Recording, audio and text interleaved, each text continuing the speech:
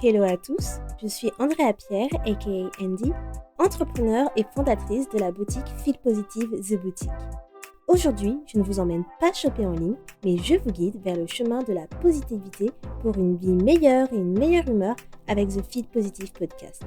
Ce podcast vous accompagne au début, milieu ou fin de journée pour vous apporter des bulles de positivité et une dose d'énergie dans ce monde bien mouvementé. Il n'est jamais trop tard pour se sentir positive et développer un nouvel état d'esprit pour changer votre vie. Alors, restez connectés, il est maintenant l'heure de discuter et de positiver.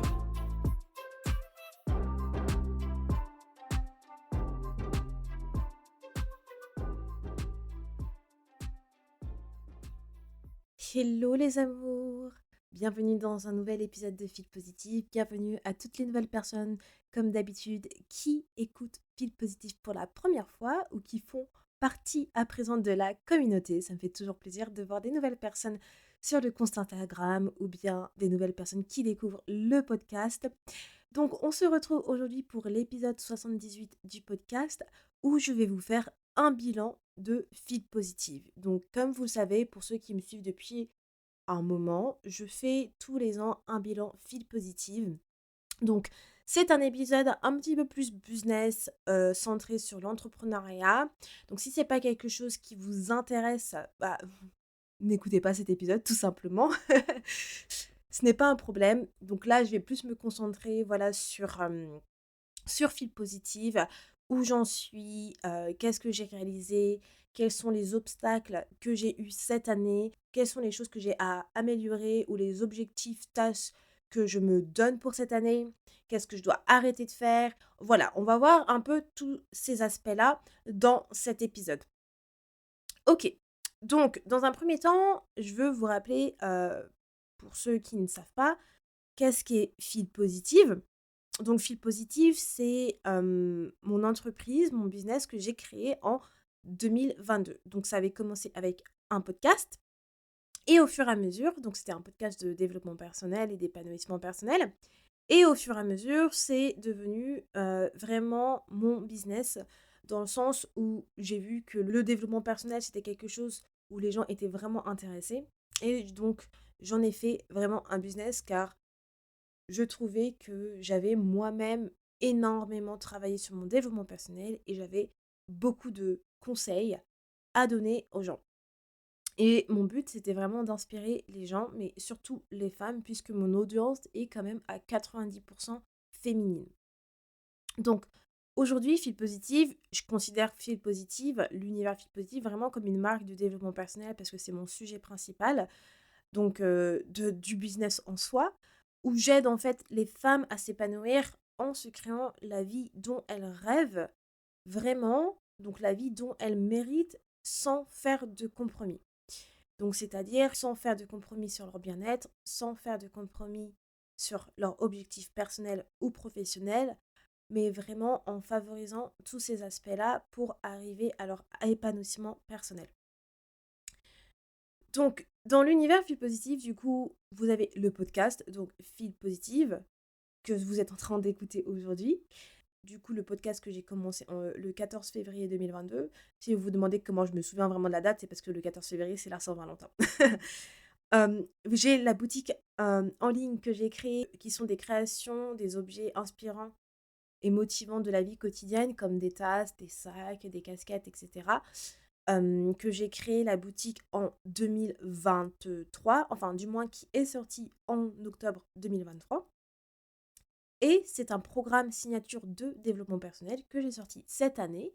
Du coup, le programme RISE. Donc RISE qui veut dire réalisation, introspection, sérénité et évolution.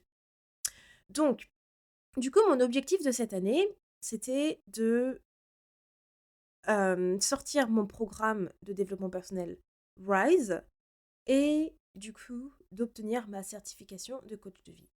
Et ces objectifs ont été réalisés. Wouhou!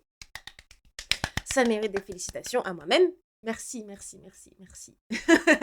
Je me jette des fleurs, mais comme si vous me connaissez bien, se jeter des fleurs, vous le méritez. Vous avez atteint un objectif, vous méritez de vous féliciter. Bon sang, bonsoir. Bon, du coup, objectif atteint pour moi. Mon programme de développement personnel, c'était vraiment pour moi le gros objectif de cette année. Parce que l'année dernière, quand j'ai commencé, je me suis dit, je vais créer mon programme. Je me disais, je voyais toutes les choses à faire. Je me suis dit, je vais jamais réussir à faire ça. Euh, et je me disais, mais comment les gens y font? Parce que c'est un travail énorme. Mais vous imaginez même pas à quel point c'est un travail énorme. J'ai commencé, il me semble, fin octobre 2023. J'ai sorti ma boutique. Je pensais déjà à faire mon programme. Donc, j'ai commencé à penser à tout ça fin octobre 2023. Et novembre, j'ai commencé vraiment à structurer tout ça, ouais, voilà, à mettre la main dessus. Et je m'étais mis un objectif de faire au moins un ou deux chapitres par jour. Et ça m'avait permis de terminer vraiment toute la structure du programme en janvier. Et donc, en gros, ce programme-là, si je prends en compte tout ce qui est structure, design, hébergement du programme, prendre en compte la création des vidéos, montage des vidéos, hébergement des vidéos, ça m'a pris de novembre jusqu'à... Alors, attendez. Euh, Ouais, novembre jusqu'à avril. Ouais.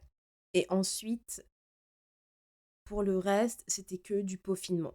Donc, mon programme Rise, il est sorti en juin 2024. Donc, c'est assez récent, comme vous pouvez le voir. Et j'en suis super fière. C'était quelque chose de très, très, très, très dur. D'autant plus que tout ce que vous voyez avec Feel Positive, le site internet, l'Instagram, tout ce qui se passe sur les réseaux, tout ce qui est autour de ma marque, en fait, c'est que moi. Il n'y a qu'une seule personne à l'effigie de tout ça, c'est que Andy et son cerveau. Donc pour vous dire le travail que c'est, d'autant plus que j'ai un full-time job où je fais 40 heures quand même par semaine. Donc pour vous dire que voilà, c'est énorme. Et si je me jette des fleurs, c'est pas pour rien parce que voilà, je sais que j'ai le mérite de me jeter des fleurs car c'est beaucoup de travail de faire ça en plus d'avoir un full-time job avec ma certification de coach de vie aussi que j'ai obtenue. Donc voilà, j'en suis super fière. Aujourd'hui, si je fais juste un petit état des lieux, donc le podcast, il a plus de 70 000 écoutes et j'en suis super satisfaite. Hem, je vais vous parler des points positifs, tout ça à la suite et de les obstacles que j'ai rencontrés. Mais là, j'ai vu une évolution, une croissance du podcast. À chaque fois, le podcast, il fait que d'augmenter en écoute. Donc ça, je suis super contente. Parfois, il y a des périodes creuses. Et c'est des choses que je regarde à chaque fois en fonction de quand ça arrive à quel mois, etc. Et en fonction de ça, je me dis, ok, est-ce que c'est peut-être le sujet qui n'était pas intéressant ou est-ce que c'est peut-être parce qu'il y avait pas mal de gens qui étaient en vacances. Donc ça, c'est des petites choses que je regarde au fur et à mesure. Mais voilà, mes écoutes ont fait que d'augmenter cette année. Donc je suis à plus de 70 000 écoutes sur 2 ans. Ça ne paraît pas énorme, mais pour moi, ça reste énorme parce que mon podcast, ça fait que 2 ans qu'il est sorti et avant je faisais que un épisode toutes les 2 semaines et aussi c'est que au niveau marketing, bah, mon marketing, j'ai pas un marketing de ouf à ce niveau-là donc c'est pour ça que je booste pas beaucoup ma visibilité au niveau du podcast autant que je le devrais. Donc je trouve ça vraiment pas mal. Ensuite, au niveau Instagram, là récemment cette année, j'ai quand même beaucoup évolué, donc je suis à plus de 3 400 abonnés. Mais c'est pas forcément les abonnés, je vous avoue que c'est pas forcément une métrique que je regarde. C'est intéressant de savoir, mais c'est pas forcément pour moi le plus important. Moi, je suis plus intéressée par le nombre de comptes que je touche, en fait. Parce que les abonnés, tous ceux qui sont entrepreneurs, enfin, en fait, je dis ça, mais pas forcément, parce qu'il y a beaucoup d'entrepreneurs qui croient encore que les abonnés, c'est ce qui est le plus important, alors que absolument pas. Les gars, si vous êtes entrepreneur, j'ai envie de vous dire, enfin les gars et les femmes, arrêtez de croire que le nombre d'abonnés est corrélé à votre nombre de clients. Absolument pas. Votre nombre d'abonnés, il ne compte pas. C'est une vitrine. C'est ce que les gens voient à l'extérieur. Mais il est mieux d'avoir des abonnés qualifiés qui sont prêts à acheter votre produit ou votre offre que avoir des abonnés qui sont fantômes, clairement. Vous pouvez avoir 70 000 abonnés et dans ces 70 000 abonnés, simplement 200 abonnés qui sont qualifiés et qui sont prêts à acheter. Et vous pouvez avoir simplement 500 abonnés et dans ces 500 abonnés, vous avez au moins 400 abonnés qualifiés qui sont prêts à acheter. Alors, quand vous voyez ces deux choses, est-ce que vous préférez avoir ces 500 abonnés où vous avez 400 abonnés qualifiés ou 70 000 abonnés et avoir simplement 100 abonnés qualifiés? Bah pour moi, la chose, elle est vide. Je préfère avoir des abonnés, 500 abonnés qualifiés, 500 abonnés avec 400 abonnés qualifiés qui sont prêts à acheter. Parce que ça vous fait beaucoup plus de clients qui sont prêts à acheter votre produit, quoi, clairement. Donc, c'est pour ça que les abonnés, c'est pas quelque chose que je regarde le plus parce que il y a les bots, il y a les abonnés scam, etc. Et parfois, les abonnés que vous avez, surtout si vous avez un compte depuis longtemps et que vous avez changé un peu de direction, ces personnes-là, c'est peut-être plus des personnes qui sont qualifiées. Et bon, ça, je vais vous reparler après parce que voilà, c'est du coup dans les choses que je dois changer, etc. Mais voilà, j'ai quand même eu mon audience qui a augmenté pendant cette année. J'en suis contente, mais c'est pas forcément ce que je regarde le plus. Et puis voilà, en termes de chiffres. Ensuite, du coup, je vais vous parler des points positifs, des obstacles, de ce que je dois arrêter de faire et ce que je compte améliorer cette année. Donc, dans les points positifs, c'est que j'ai fait, j'ai switché pour le podcast de 2 épisodes par mois, donc un toutes les 2 semaines à un épisode par semaine. C'était vraiment un challenge de faire ça et j'en suis super contente parce que pour le moment, ça se passe super bien. Je suis super organisée, je suis super fière de l'organisation. Je vous ai dit que moi, je suis la queen de l'organisation, j'adore ça. Et franchement, je me suis fait ce challenge-là. Et pour le moment, franchement, je kill ce challenge de ouf. Je suis trop contente. Je sors un épisode par semaine, je suis super régulière. Parfois, il y a des moments, c'est pas facile, hein. Clairement, je vais pas mentir. Parfois, j'ai la flemme de batcher mes épisodes de podcast, de faire le montage surtout. Mais je continue, je suis disciplinée et je sais qu'en fait, ce que je fais aujourd'hui, je vais pouvoir me féliciter demain. Les efforts que je fais aujourd'hui vont refléter ma réussite de demain, en fait. Donc, moi, je pars de ce mindset à chaque fois pour réussir. Donc ça, c'était le point positif de cette année, que je suis super contente d'être passée de 2 épisodes par mois, un toutes les 2 semaines, à un épisode par semaine. Ce qui, du coup, permet justement de me faire plus connaître parce que, en fait, en fonction dans l'algorithme des podcasts, les algorithmes de podcast, en fait, toutes les autres plateformes de podcast se basent sur l'algorithme de podcast d'Apple Podcast. Et donc du coup, voilà, en écoutant un podcast, j'avais appris que du coup, Apple Podcast prenait en compte, plus les épisodes qui sortaient une fois par semaine, voire même plus par semaine et c'est pour ça que j'avais changé de stratégie. Bref, voilà, donc autre point positif, du coup, c'est, la sortie de mon programme Rise. Donc j'ai été super fière. Pourquoi? Parce que j'ai été aussi super bien organisée là-dessus. Je m'étais mis, des objectifs particuliers en faisant tant de chapitres, modules par, semaine. J'avais bouclé mes partenariats aussi. J'étais super contente de trouver, mes partenariats. Donc les partenaires que j'ai trouvés dans mon programme Rise, j'ai 3 partenaires. J'ai une thérapeute qui fait de l'art-thérapie. J'ai une énergéticienne qui propose dans Rise un soin énergétique et j'ai une diététicienne nutritionniste qui vous propose une session de suivi diététique. Et du coup, ces partenaires, ce sont des entrepreneurs avec qui j'ai sympathisé. Donc, avoir bouclé cette partie partenaire, c'était pas facile parce que quand vous créez un partenariat, certaines personnes ne font pas les choses dans l'ordre. Donc, certaines personnes se disent simplement par écrit qu'elles souhaitent créer un partenariat mais moi, je voulais vraiment faire les choses bien avec un vrai contrat, etc. J'ai fait une présentation PowerPoint avec les avantages du partenariat, le marketing, etc. Parce que c'est des partenariats long terme que je veux. Donc, si je vous parle de ça, c'est que forcément, avec Fille Positive, je compte proposer plusieurs offres. Je compte créer plusieurs programmes par la suite et je compte aussi créer plusieurs partenariats. Je vois Fille Positive vraiment loin et voilà, si vous écoutez ce podcast et que vous êtes entrepreneur et que peut-être un jour je tombe sur votre compte ou que voilà, ça vous intéresserait de faire un partenariat avec Fil Positive, prenez ce genre de choses en compte, que je suis quelqu'un assez strict professionnellement et que je fais vraiment les choses carrées et de façon organisée. Donc voilà, donc boucler tout ça, c'était vraiment quelque chose de super positif que j'étais super contente car c'était pas chose facile de tout créer aussi toute seule.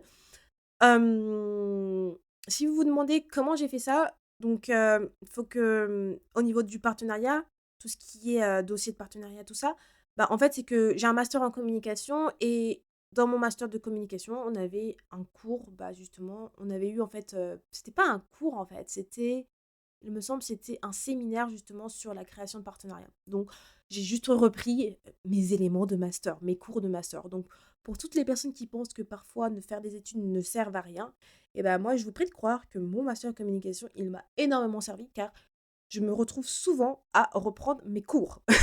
Voilà, voilà. Donc, ensuite, du coup, ça, c'était l'autre point positif. Autre point positif, c'était que cette année, j'ai beaucoup investi en moi. Donc je vous ai fait un épisode sur, l'importance d'investir en soi-même, donc je vous le mettrai en ressources. Mais j'ai investi en moi dans le sens où, bah, j'ai investi pour faire ma formation de coach de vie, car je propose des coachings dans mon programme Rise. Mais j'ai aussi investi en moi dans certaines autres formations, donc dans une formation pour, en fait, vendre son programme, donc la création d'un programme. Donc en fait, cette formation-là, c'était une grosse formation ultra complète, mais moi, je me suis servie simplement de la partie de vente de la formation parce que la création de la formation, je l'avais déjà faite. Donc voilà, j'ai investi dans ça pour bien faire les choses et ça m'a énormément aidée parce que ça m'a permis de créer de savoir comment créer mon tunnel de vente, comment faire mes séquences email, etc. de vente. Toutes ces choses-là, j'ai fait grâce à cette formation que j'ai prise. J'ai aussi racheté une formation Instagram, par exemple. Donc, j'ai investi dans ces choses-là. Quand je vous dis que l'investissement en soi, bah, ça vous apporte beaucoup, là, je le montre encore, hein, c'est de l'argent que j'ai dépensé, mais je sais que cet argent-là, ça va, ça vient, c'est de l'énergie. Je m'en fiche d'avoir mis de l'argent dedans parce que c'est pour mon projet professionnel qui est Feed Positive. C'est mon business, c'est mon bébé, je veux l'amener haut, donc j'investis dedans. Donc il faut bien que j'ai des compétences pour pouvoir, faire fleurir mon business. Donc voilà, donc pour moi, c'est un point positif d'avoir investi dedans parce que j'ai gagné en compétences sur pas mal de choses. Également, autre point positif, c'est que j'avais à la fin de l'année 2023, j'avais commencé à changer mon branding. Donc si vous vous souvenez, pour ceux qui connaissent et qui suivent Fil Positif depuis le début, j'avais un branding très, très rose au début. Bon, le rose, hein, c'est pas que féminin, hein. Surtout que pour Fil Positif, j'avais mis le rose aussi surtout pour la partie confiance en soi car le rose, ça reflète aussi la confiance en soi. Donc voilà, ensuite, autre point positif, donc là, effectivement, j'ai beaucoup plus de points positifs que de négatifs. C'est pour ça que j'ai commencé par ça. Autre point positif, c'est que j'ai fait beaucoup de créations en termes de contenu. J'ai créé une masterclass pour le lancement de mon programme. J'ai créé un nouveau freebie. J'ai créé la brochure de mon programme Wise. J'ai créé pas mal de choses de support de ce type, donc de lignes magnettes, qui m'ont permis d'avoir beaucoup plus de contacts pour ma email list. Donc j'en suis super contente. Et du coup, ce point-là, donc amène au prochain point positif que je voulais dire, qui est en fait l'augmentation donc de contacts de ma liste email. Donc là, effectivement, grâce à tous ces supports que j'ai créés, ça m'a permis d'augmenter du coup ma liste email, donc de pouvoir avoir une base de données un peu plus large que ce que j'avais quand j'ai commencé. Et pour finir, l'autre point positif, c'est la création de mon site internet. Donc effectivement, mon site internet est venu cette année, donc mon site internet officiel. Ah non, j'ai un autre point positif aussi que j'ai oublié. Bon, attendez. Du coup, site internet officiel de Fil Positive qui est feedpositiveofficial.com. Donc la création du site internet que j'ai fait moi-même aussi, qui venait accompagner aussi avec mon programme Wise, où en fait j'ai fait ça aussi un peu en même temps. Donc c'était un gros boulot parce que j'ai beaucoup pensé à l'aspect SEO Et c'était pas facile, quoi. Donc, je suis pas une professionnelle, mais bon, voilà, j'en suis satisfaite pour le moment. C'est quelque chose que peut-être que je vais changer, je pense, je sais pas, dans les années à venir, mais bon, pour le moment, vu que mon site internet, c'est pas forcément mon outil d'acquisition principal, j'en suis satisfaite. Et mon dernier point positif, on va dire le meilleur pour la fin, c'est effectivement le fait est d'avoir déposé la marque Fil Positive. Donc voilà, conseil d'entrepreneur, essayez de faire votre dépôt de marque le plus tôt possible et au début. Moi, je l'ai fait un peu tardivement avec Fil Positif parce que vu que Fil Positif, j'ai commencé avec le podcast et que je pensais pas que ça allait être une idée de business au début, j'ai pas déposé ma marque. Et je l'ai fait simplement quand j'ai voulu faire mon programme Rise. Et en fait, pourquoi c'est important de déposer votre marque? Parce que ça vous protège beaucoup si des gens ont la malintention de réutiliser, que ça soit même le copyright, hein. Mais le dépôt d'une marque, ça vous protège, que personne utilise votre marque, votre logo, vos couleurs ou quoi que ce soit. Donc voilà, faites-le au début, le plus rapidement possible, si vous avez un nom de marque qui est dissocié de votre nom, prénom. Voilà pour les points positifs. Ensuite, du coup, quels ont été les obstacles que j'ai rencontrés cette année? Donc, il y en a pas beaucoup. J'en ai mis que, hem, j'en ai mis que 2 du coup, d'obstacles, mais peut-être que c'est plutôt quelles sont les choses. Mais en fait, là, quand j'y pense, c'est plus quelles sont les choses que j'ai mal faites ou et les obstacles de cette année. Donc mon premier obstacle, c'était mon full-time job. C'était très challenging. En fait, plus vous avancez dans le développement de votre business, plus, heu, plus ça devient dur.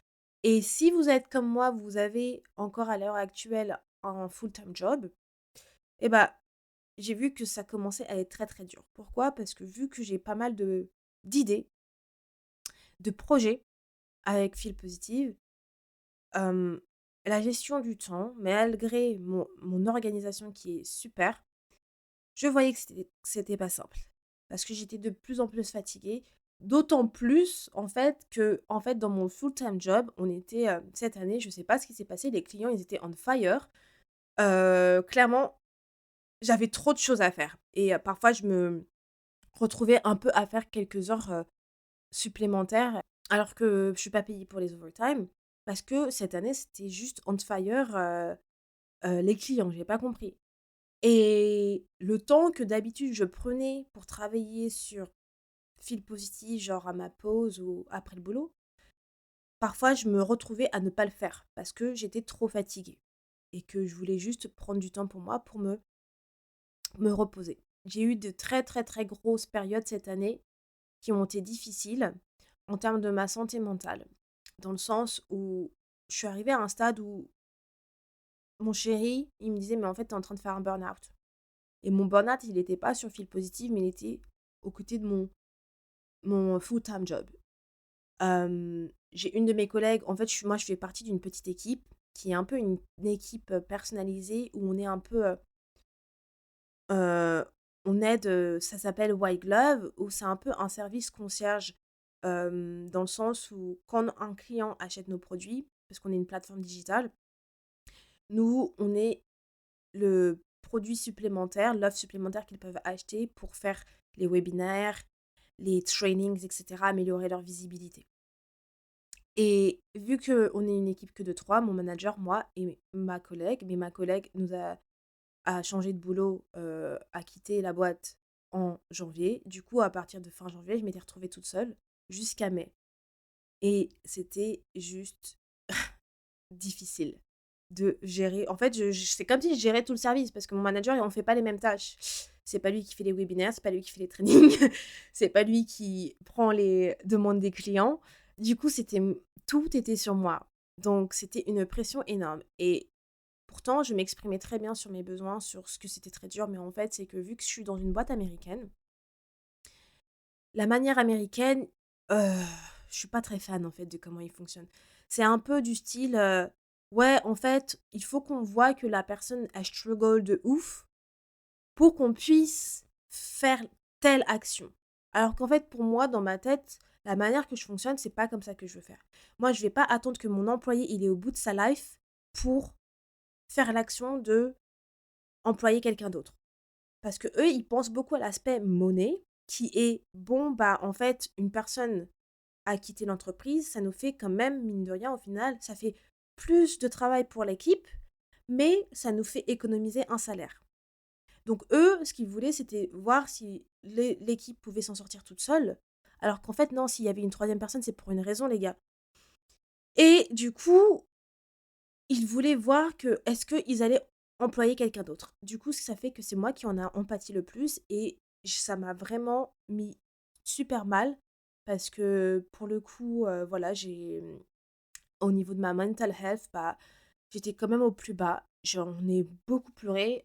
Clairement, bah, j'en ai parlé sur Instagram aussi en story beaucoup.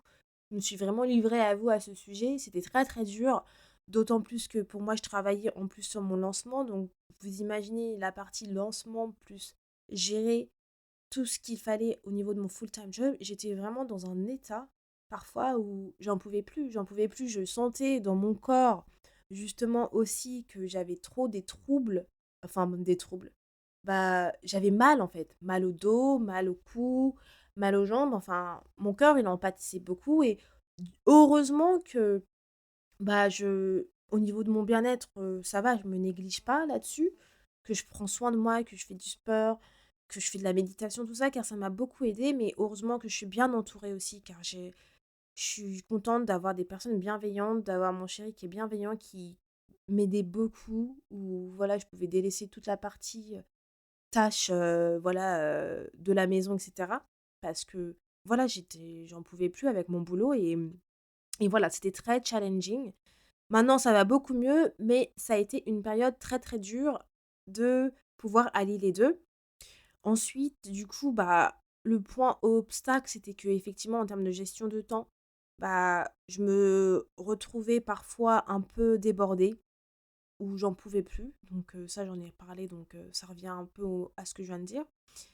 En termes d'obstacles, heu, une chose, que j'ai mal fait, hem, une autre chose que j'ai mal fait, je sais pas, hem et puis voilà, ça c'est plus pour les obstacles que j'ai rencontrés cette année, je dirais. Parce que pour le coup, sinon, en soi, j'ai eu vraiment que du positif. Hem, ouais. C'était vraiment les 2 points pour moi, la gestion du temps, mon full-time job, qui ont été des obstacles fréquents. Je vois pas d'autres obstacles pour le moment, pour le coup. OK, donc là, voilà, on va passer à ce que j'ai arrêté de faire. Ce que j'ai arrêté de faire et ce que je faisais avant. Donc, ce que je faisais avant, c'est que j'avais commencé à publier sur Pinterest. J'avais commencé à publier sur, TikTok et du coup, j'ai complètement arrêté Pinterest, par exemple. Parce que ça en fait, je me donnais trop de travail. Je me suis dit: «En fait, OK, il faut pas mettre tous ses œufs dans le même basket avec Instagram et qu'en fait, il faut un peu diversifier». Mais au final, vu que j'étais toute seule et que j'étais pas encore prête à déléguer parce que j'ai eu quand même des rendez-vous avec, des assistantes virtuelles car j'étais quand même prête à avoir prendre des assistantes virtuelles. Mais en fait, j'étais pas encore prête à déléguer. Mon cerveau, mon mindset n'était pas encore prêt à déléguer au final. Donc je me dis: «Ça sert à rien Andy, parce que si t'es pas prête à déléguer, ne le fais pas. Tu vas pas te forcer à faire un truc que tu ne veux pas». Du coup, je me suis dit, bon, la décision à prendre, c'est que j'arrête de poster sur Pinterest pour le moment. Sur TikTok, j'ai arrêté de poster aussi. Et en fait, j'ai essayé pas mal de stratégies entre-temps où, voilà, les reels que je faisais sur Instagram où je parle, il y a pas mal de reels où je parle, je les poste aussi sur TikTok. Donc en fait, je repurpose mon contenu comme ça. Donc je le faisais aussi sur TikTok, mais ça prenait du temps aussi. Et en soi, je le posais aussi sur YouTube. Mais là, ça fait un moment que j'ai pas fait ce type de reel. C'est quelque chose que je referais. Si je fais ce type de reel-là, bah, en fait, c'est simple parce que j'ai simplement à le reposter sur les autres plateformes. Mais voilà, ça va dépendre en fait, parce que j'ai remarqué que c'est pas forcément le type de reel que mon audience préfère. Donc, Ça, c'est quelque chose que du coup, si mon audience ne préfère pas, je vais pas le faire sur Instagram et que je referai que simplement sur YouTube Short ou TikTok. Mais pour le moment, voilà, c'est quelque chose que j'ai arrêté de faire pour cette année. Ensuite, du coup, pour terminer, les choses à améliorer, les objectifs, ou plutôt les tâches que je me donne cette année. Donc, la première chose, c'est que je souhaite requalifier mon audience. Parce que, enfin, mon audience, du coup, Instagram. Parce que je connais très bien ma cible. Sauf que comme je vous disais tout à l'heure, quand j'ai commencé Fil Positive, c'était en 2022, avec le podcast seulement.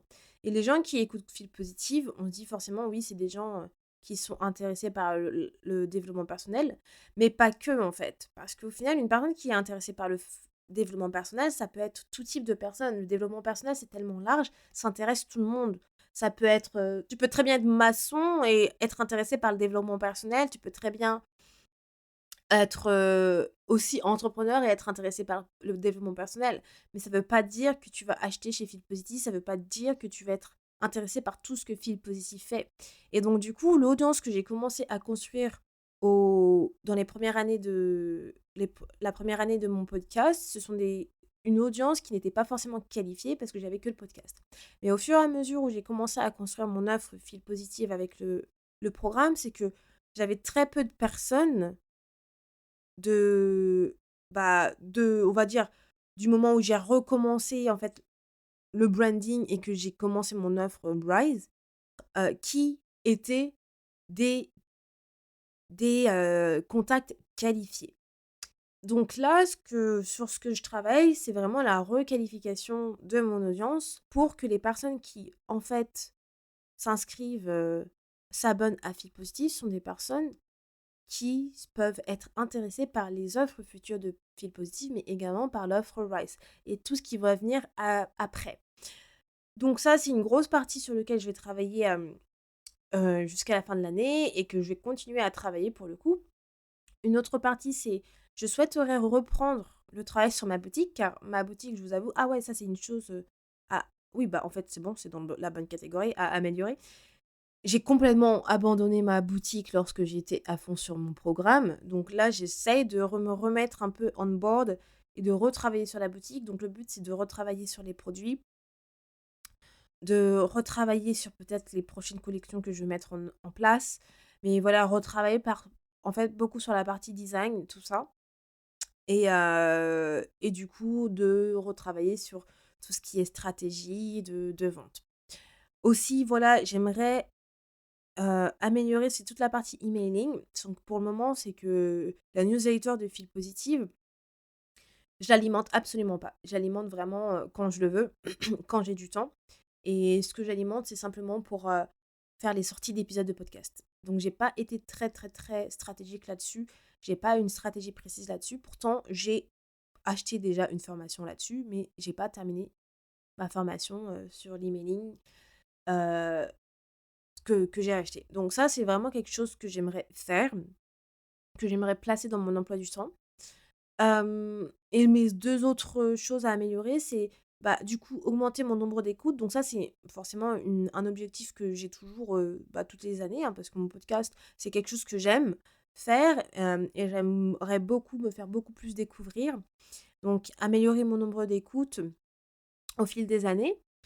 Et du coup, aussi, créer des articles de blog plus régulièrement. Donc, j'avais commencé, j'ai arrêté. Donc, sachant que je suis toute seule, c'est un peu compliqué du coup, là-dessus. Donc c'est pas une priorité pour moi. Donc ça, c'est vraiment une tâche non importante et non urgente.